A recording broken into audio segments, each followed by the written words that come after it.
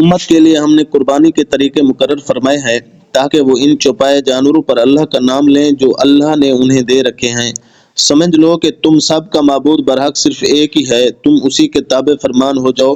عاجزی کرنے والوں کو خوشخبری سنا دیجئے انہیں کہ جب اللہ کا ذکر کیا جائے ان کے دل تھرا جاتے ہیں، انہیں جو برائی پہنچے اس پر صبر کرتے ہیں، نماز قائم کرنے والے ہیں اور جو کچھ ہم نے انہیں دے رکھا ہے وہ اس میں سے بھی دیتے رہتے ہیں۔ قربانی کے اونٹ ہم نے تمہارے لیے اللہ کی تعالیٰ کی نشانیاں مقرر کر دی ہیں، ان میں تمہیں نفع ہے، بس انہیں کھڑا کر کے ان پر اللہ کا نام لو، پھر جب ان کے پہلو زمین سے لگ جائیں اسے خود بھی کھاؤ اور مسکین سوال سے رکنے والوں اور سوال کرنے والوں کو بھی کھلاؤ۔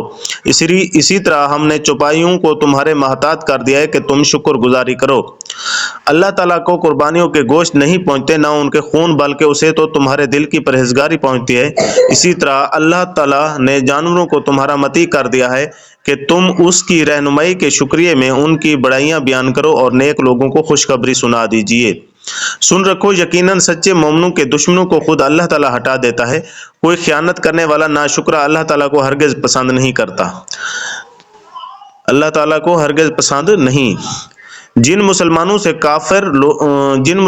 کافر جنگ کر رہے ہیں انہیں بھی مقابلے کی اجازت دی جاتی ہے، کیونکہ وہ مظلوم ہیں، بے شک ان کی مدد پر اللہ قادر ہے۔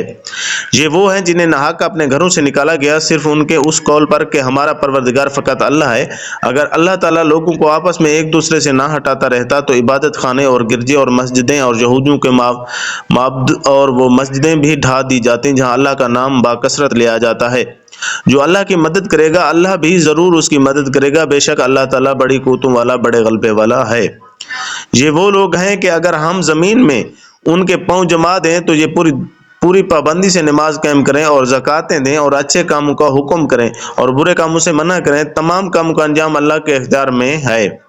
اگر یہ لوگ آپ کو جھٹلائیں تو کوئی تعجب کی بات نہیں، تو ان سے پہلے نوح کی قوم اور عاد اور سمود اور قوم ابراہیم اور قوم لوط اور مدین والے بھی اپنے اپنے نبیوں کو جھٹلا چکے ہیں۔ موسیٰ علیہ السلام بھی جھٹلائے جا چکے ہیں، پس میں نے کافروں کو یوں ہی سی مہلت دی، پھر دھر دبایا، پھر میرا عذاب کیسا ہوا۔ بہت سی بستیاں ہیں جنہیں ہم نے تہہ و بالا کر دیا اس لیے کہ وہ ظالم تھے، پس وہ اپنی چھتوں کے بل اوندھی ہوئی پڑی ہیں، اور بہت سے آباد کنویں بیکار پڑے ہیں، اور بہت سے پکے اور بلند محل ویران پڑے ہیں۔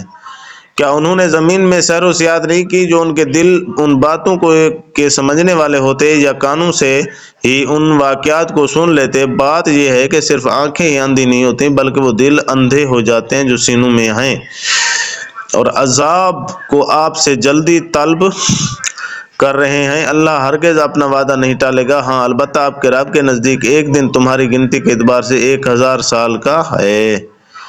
بہت سی ظلم کرنے والی بستیوں کو میں نے ڈھیل دی، پھر آخر انہیں پکڑ لیا اور میری ہی طرف لوٹ کر آنا ہے۔